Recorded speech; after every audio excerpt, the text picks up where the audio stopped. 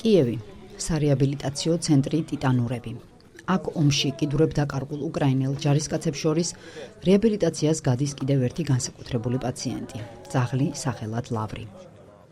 მას შემდეგ, რაც მატარებელმა ორივე წინა კიდური გადააჭრა, ვეტერინარებმა და ბიოინჟინრებმა ლავრს ტიტანის იმპლანტები დაუყენეს. ისინიც იმ ტექნოლოგიით დამზადდა, რაც დაჭრილი ჯარისკაცების პროთეზებში გამოიყენება. ძაღლს უკვე სიარული შეუძლია და მეც მინდა. მალე მეც შევძლებ გავლას.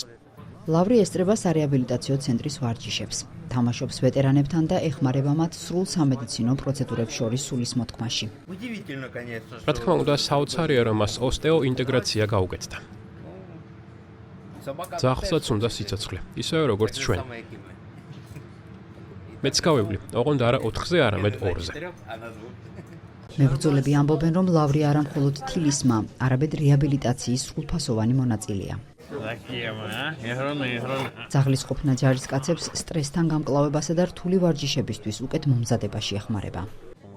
შეგიძლია მიხვიდე და მოეფერო. ეს კანის თერაპიასავითაა. შეიძლება მართლა მუშაობს, არ ვიცი.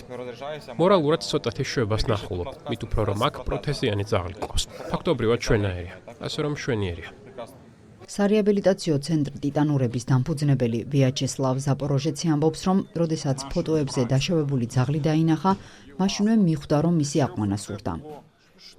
ლავრი იქცა შთაგონების წყაროდ არა მხოლოდ რეაბილიტოლოგთა გუნდისთვის, არამედ ინჟინრებისთვისაც, რომლებმაც უნიკალური ტიტანის იმპლანტები შექმნეს.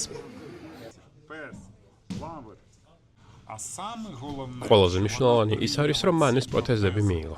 ის მათ არ ჭამს, ლოკავს. ფიქრობს, რომ მისი თათებია.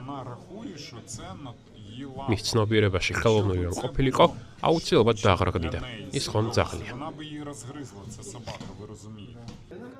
როგორც ვეტერანები ამბობენ, ლავრი, რომელიც სრულად გამოჯამრთელდა და თავდაჯერებულად დააბიჯებს თავის ტიტანის თათებით, უნერგავს მათ რწმენას, რომ ისინიც შეძლებენ მომდევნო ნაბიჯის გადადგმას.